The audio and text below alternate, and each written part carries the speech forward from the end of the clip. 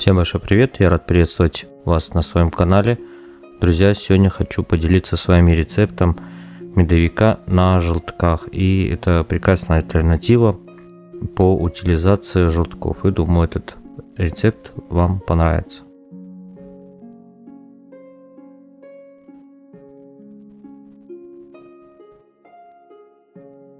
И нам потребуется мука, маргарин или сливочное масло, сахар, желтки, сода, мед и уксус для погашения соды. В кастрюлю с толстым дном я перекладываю маргарин.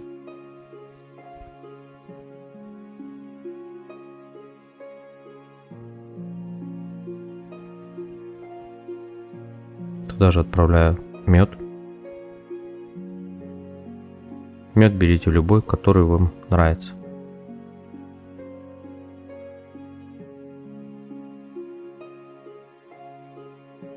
Далее беру соду и гашу его 9% уксусом. Хоть и у нас и идет мед, который сам как бы гасит соду, но лучше его погасить уксусом, чтобы предотвратить запах соды в тесте.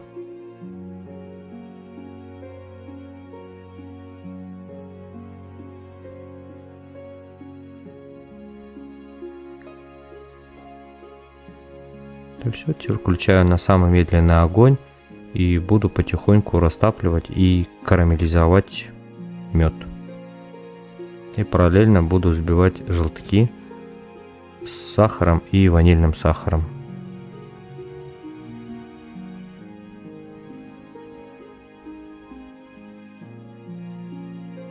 Также не забываем помешивать, чтобы не пригорело.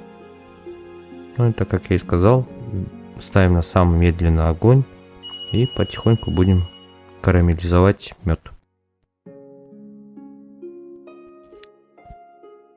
А желтки взбиваем с сахаром до такой пышной белой массы.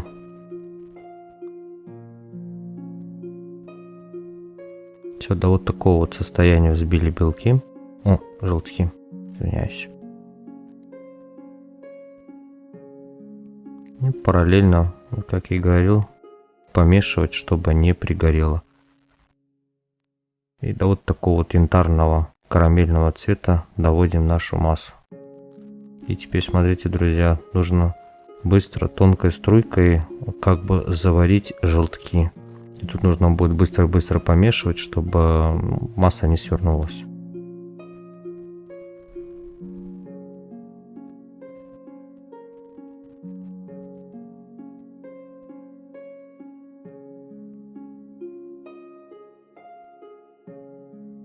Жидкая часть наша готова. Теперь осталось всего лишь просеять муку.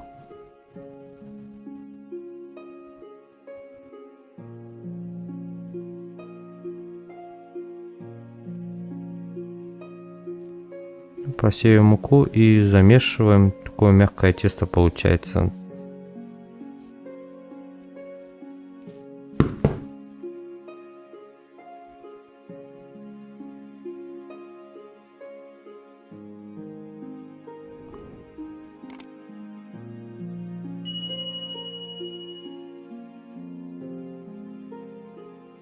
Тут всего лишь мука нужно будет слегка припылять перед тем, как раскатывать. И раскатываю я между планок, и тут толщина планки у меня идет 2 мм.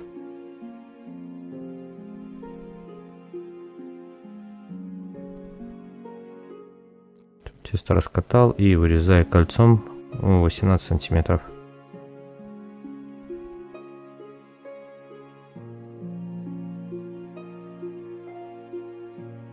Смотрите, какая толщина.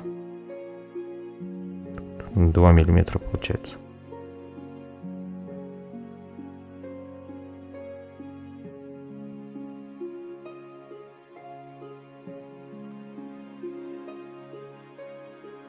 Теперь еще просто надкалываю вилкой, чтобы оно не приподнималось. Хотя во время выпекания оно и не будет подниматься у вас. И теперь отправляю в заранее разогретую духовку на 180 градусов минут на 8-10. Вот такая вот горочка получилась. И из этого количества теста у меня получилось 9 коржей диаметром 18 сантиметров. Вот смотрите, какая структура, какой цвет получается. Толщина, как она чуть-чуть поднялась во время выпекания. И получается, как я и сказал, 9 коржей. И из остатков у меня еще получился вот такой вот корж. Это пойдет на обсыпку. Ну и теперь готовим крем. И для этого понадобится сметана, сливочный сыр, ванилин и сахар. Сметана у меня тут 20%, 25%. Все, отправляю к нему сахар и взбиваю миксером до растворения сахара.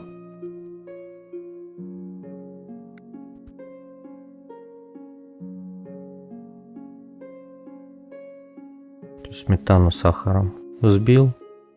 И теперь отправляю уже сливочный сыр.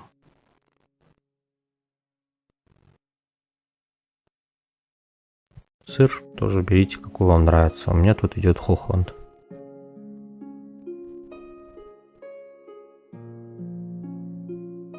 Тут тоже не сильно много взбивайте, чтобы не расслоилась масса.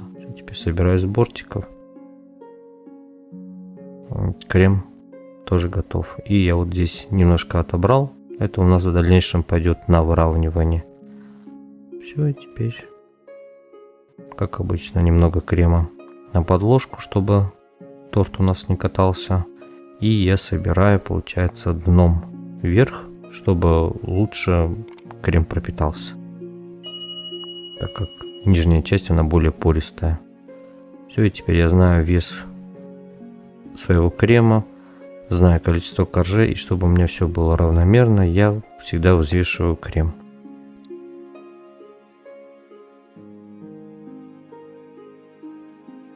И где-то у меня получается с этого объема крема на каждый корж у меня ушло где-то 90 грамм. Вдруг, если кому-то это интересно.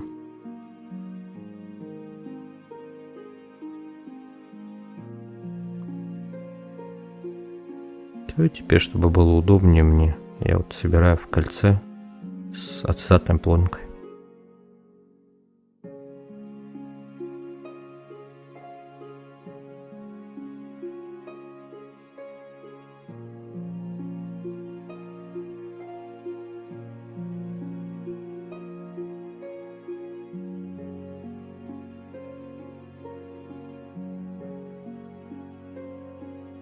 Конструкция моя собрана, и теперь по классике жанра корж-крем, корж-крем.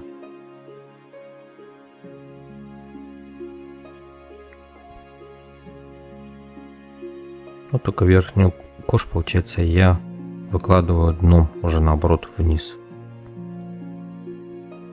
То есть остатков я вот смазываю верхнюю часть, накрываю пленкой и уже выбираю в холодильник на стабилизацию на 8-10 часов. У меня он простоял ночь. Да. У меня уже следующий день. Торт мой пропитался. Теперь осталось его собрать, так сказать. Вот такой он получается. Полностью пропитанный.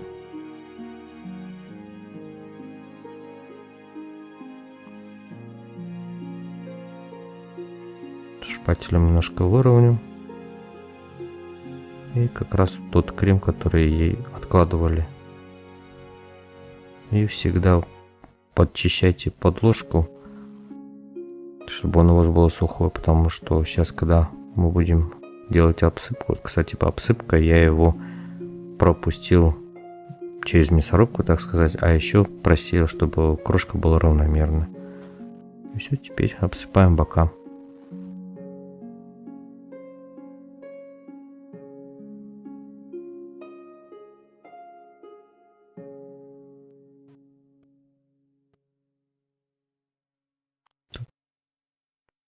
Все, друзья, вот такой вот медовик получился у меня. Благодаря тому, что крошку просеиваете через сито, он у вас получается мелкий и полностью равно, то есть сказать, равномерная крошка. Торт получается очень нежный, нож прям туда утопает, так сказать.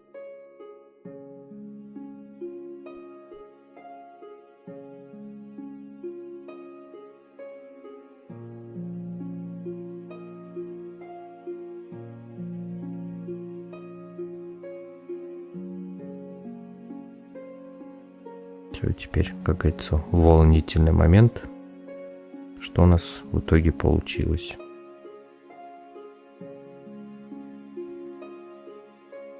А в итоге у нас получилось вот такой вот замечательный торт. Здесь на видео кажется, что ковши прям такие толстые получились, но они в реале они не толстые, они ну буквально может миллиметра 5 всего лишь. Это благодаря крему, то что оно хорошо впитал крем, коржи стали вот прям, знаете, тающие во рту. И равномерность слоев еще благодаря тому, что взвешивали крем. Вот такой вот торт хотел с вами поделиться. Так что, друзья, подписывайтесь на канал, жмите на колокольчик, чтобы не пропустить новое видео. А я вам желаю хорошего дня и до новых встреч. Всем пока.